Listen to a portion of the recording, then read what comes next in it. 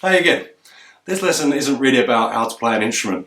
It's about applying what you already know, whether you've done my guitar lessons or keyboard lessons, applying what you already know to other people's songs. I always say if you've learnt G, D, E minor, C and a load of different rhythms, then you can play millions of songs. Well, how do you do that? What I'm going to do now is switch to a video capture of my laptop so I can take you through how I look up other people's songs and how I might apply what I'm doing to that song to join in. One thing you might need if you're a guitarist is a capo, this little clamp. And what we do is clip this on our guitar neck and it shortens the neck, so this bit's now useless and our guitar starts first fret there, second fret there and so on. But it means you can use the same basic shapes that you learnt down here and just move them up a bit, and each time you move along you go up a key and so on and so on. On a keyboard there's a transpose button and you can hit +1 or -1 if you want the keys to go up or down to shift the simple shapes that you know to fit with the song that you're trying to play. Anyway, more on that in a bit. The first thing we're going to do is open up Google, and you can very simply just search for the artist name, the song and the word chords on Google. The top hit when you get the results is normally an Ultimate Guitar page. Now, I don't normally click on that. What I would do is go back up to my address bar and type in ultimate-guitar.com, go to their page and then search for the artist and the song name in their search bar. So when you do it this way, you'll see lots of different versions of the same song that people have uploaded, and not just the most popular one on the Google search. You can see how accurate they are and how many people have voted on them. You'll also see there's different types of files you can look at. There's the pro files where you have to have the software. You can just get chord files, which is what we're going to be looking at today. And then further down the list you then see tab files, which I'll explain tab in my next guitar video. So what we want to do is pick one that's got good accuracy and lots of votes. You might want to check different versions because they might be written out slightly differently, but the best thing to do is just to click the most popular one with the highest accuracy. So what you're going to get before the song lyrics is some important information. The tuning of your guitar, you might have a note to say where you need to put a capo if there is a capo.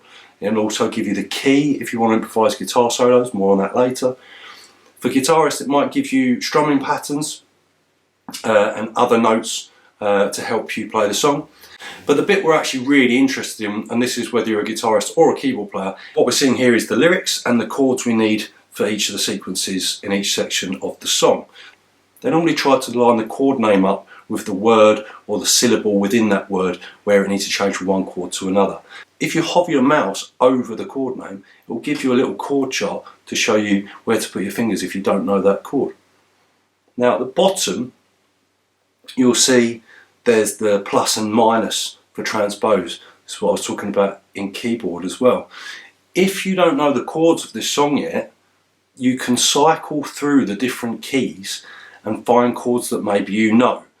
Now if you're doing that, each time you transpose, if you're playing on a keyboard, you'd need to hit your transpose button, or if you're playing on a guitar, you'd have to move your capo along the neck. And with a guitar, the higher up the neck you go, the lower the transposition has to be for it to match up with the real song. You'll also see there's an auto scroll function, which is quite useful because when you're playing you don't want to drag your mouse around halfway through the song, so it'll just scroll automatically for you. And there's a few other functions there like simplifying complicated songs or changing the chords, etc, etc. Another website that is useful, and this is more for piano players or keyboard players, musescore.com is really useful. A lot of my piano students use this. And again, it's stuff that people have uploaded. You don't have to pay for it. You can get an app for your phone or your tablet. Really, really handy. If you're looking up piano music, it doesn't always have the name of the chords written above each bar. If you buy normal published music, you will often find that the guitar chords are written above the start of each bar, or again on different lyrics, just like they were on the Ultimate Guitar page. Finally, if you get really stuck, on YouTube you can normally search for a song with the word cover after it, and you'll get a video of somebody doing their own cover, their own version of the song. If it's somebody with a camera just sitting in their bedroom, you can normally see everything their fingers are doing, so that helps because you can watch up close and again slow down their video to see how they're playing it. And if you're really stuck, you can search for the song name again, and instead of searching for the word cover, search for the word lesson or tutorial, and then you'll get a video of some teacher showing you how to play the song and talking you through it.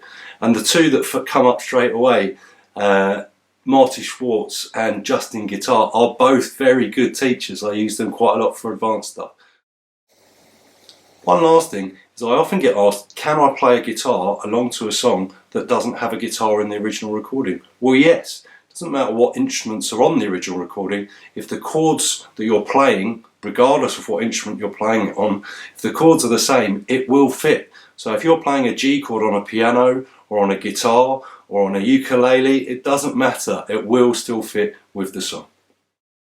So in my next batch of lessons we'll be looking at different chord shapes and different ways to play them, but for now hopefully this video has helped you to look at how you might look up songs that you're interested in learning and applying what you know to be able to try and join in with those songs, even if it's a simplified version of what's actually on the original track.